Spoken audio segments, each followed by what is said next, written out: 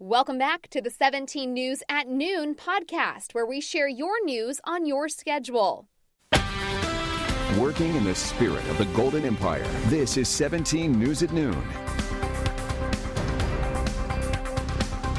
Good afternoon, and thanks for joining us for 17 News at Noon. I'm Nicole Gitske. We begin with a fire that destroys a business in East Bakersfield, and officials say it's not the first time.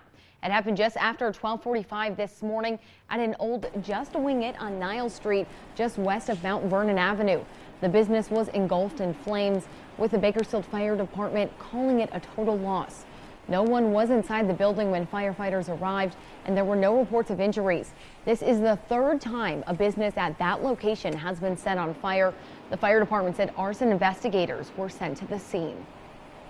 This just hours after another fire broke out in Oildale, sending one person to the hospital with what officials called life-threatening injuries. It happened just after 8 in the riverbed near Chester Avenue and West Columbus Street. City Fire says a person who was asked by firefighters to leave the area came back and ran into the fire area. The person was treated on the scene before being taken to the hospital. Officials didn't say why that person ran into the area of fire. The fire department says investigators determined the blaze was caused by a warming fire that spread to nearby brush. That total area burned about 6 acres. And Bakersfield police are investigating after a woman was shot in southwest Bakersfield. Officials say a woman showed up to a local hospital around 8:30 last night with a minor gunshot wound, and the shooting may have occurred at Silver Creek Park near the basketball courts. The name of the woman shot was not released. No word on any suspects. Well, in coronavirus news, the U.S. is not just breaking records of daily COVID cases, it's seeing more hospitalizations than ever before. And the situation is growing even more dire in one Texas town where an emergency field hospital has been set up. The hospitals in El Paso are full, so now mobile medical tents are being set up outside to treat the rapidly growing number of COVID patients. A children's hospital is offering extra beds for the overflow. The city's convention center is now a field hospital. Now, this is not New York, it's Texas. The county judge has imposed an overnight curfew. Across the country, 36 states have seen a rise in hospitalizations over the last week. The U.S. is now averaging more than 72,000 new COVID cases a day. And rising cases in Chicago are forcing new restrictions. Starting Friday, no indoor dining or bar service. Chicago has seen continued increases in hospitalizations and positivity rates, making the city the latest region to trigger increased mitigations from the state. And now turning to the latest on the coronavirus pandemic here in Kern County. Public Health reports 87 new cases today and no new deaths. Now, right now, over 10,000 people are currently recovering at home. Another 8 people are just at the hospital isolated with COVID-19. 420 people have died since March. Now, Kern County is still in the red tier of the state's monitoring system. There are 2 areas, the adjusted case rate and the health equity quartile, which is the positivity rate. Now, that would stop us from moving on to the orange tier to lose more restrictions. Now, if they get worse, Public Health warns we could fall back in the purple tier with the most restrictions as soon as 2 weeks from now. And Public Health also warns that the testing rate has gone down, which would lead to the state artificially adjusting the case rate. That was part of why Kern County was stuck in the worst tier for so long, so people still need to be tested. You can do it for free. Today's free testing site is at Cal State Bakersfield. You can make an appointment on the website doineedacovid19test.com or go to the county's website, kerncounty.com. You can also schedule an appointment by calling 211. On a holiday-related note, Calm is holding a Howl, Screech, and Pumpkin Week to celebrate Halloween. Well, this year's event will be different than Calm's annual Boo at the Zoo. Ghosts and goblins of all ages are still encouraged to dress in costume and visit the spectacularly decorated grounds. Due to COVID-19, everyone in attendance will be asked to keep social distancing in mind. The event takes place from 9 a.m. to 3 p.m. today through the 31st. Normal Calm admission fees apply. Calm officials say they plan for Boo at the Zoo to return next year. For more information, visit our website at kget.com.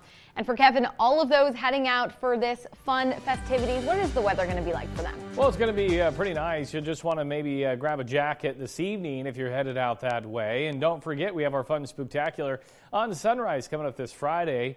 I've got a pretty good costume. I think you'll like it if you tune in. We're looking at 60s and 70s in the valley right now. 70s into the mountains for Frazier Park and Tehachapi. 61 out of Lake Isabella. As we take a look at the winds, not a problem. Just a light breeze over the 58 heading towards Tehachapi, but I'm not expecting any strong winds today. Satellite and radar in the clear for the interior part of the state along the coastline, looking very nice as well. And as we take a look at the numbers for today, 70s from Sacramento into the Bay Area, Fresno at 78, even Vegas getting a little bit of that cool down with 77, and Phoenix, look at that, 71 degrees. It was just weeks ago when we were talking about triple digits. Now daytime high in the lower 70s. High pressure is going to build on in here the next several days, and that means temperatures are going to warm back into those 80s, and you'll see that on the extended forecast here in just a minute. As we take a look at the air quality here at home, moderate with an AQI at 88, improvement from where we were at yesterday. And today, daytime highs near 80, 79 in Bakersfield, 76 in Delano.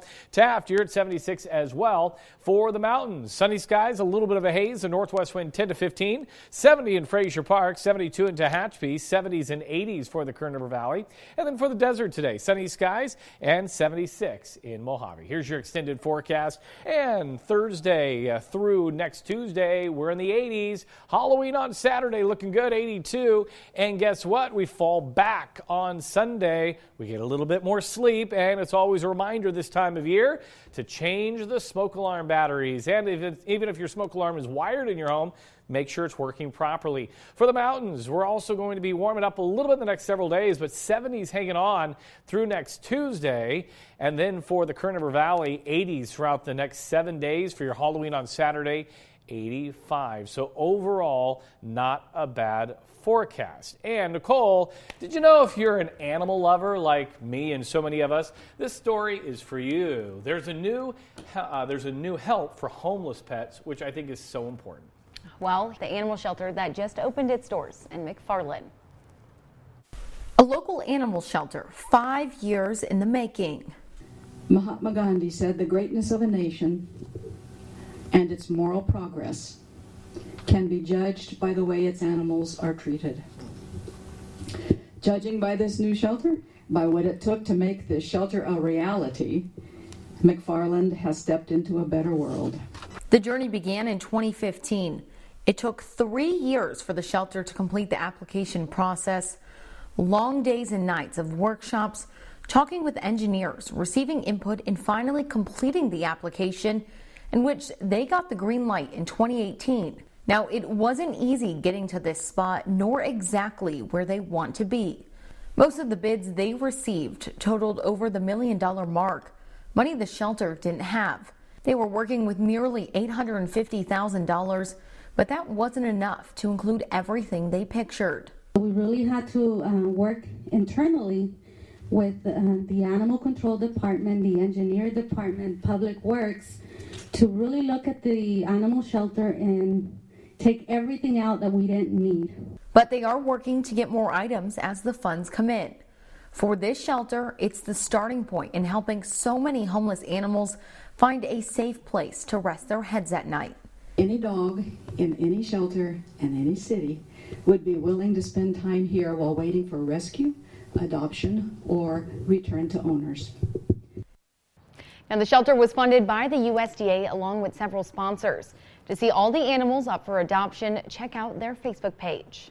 Well, the wait is finally over. This morning, schools across Kern County opened their doors, allowing students back on campus for the first time in 8 months.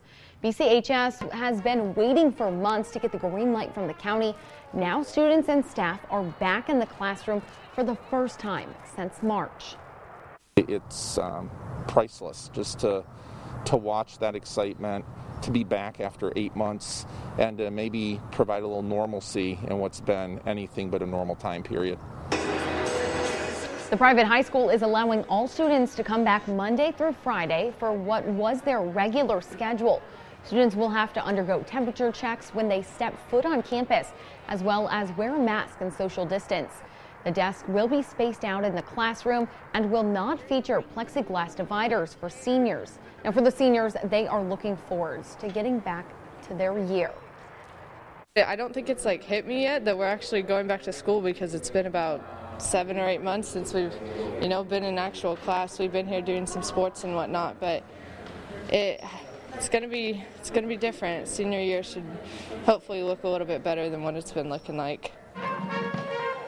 Now, families have the option to stay with distance learning until they feel comfortable. And many other students around town have headed back to the classroom today as well. The Fairfax School District opened their doors this morning.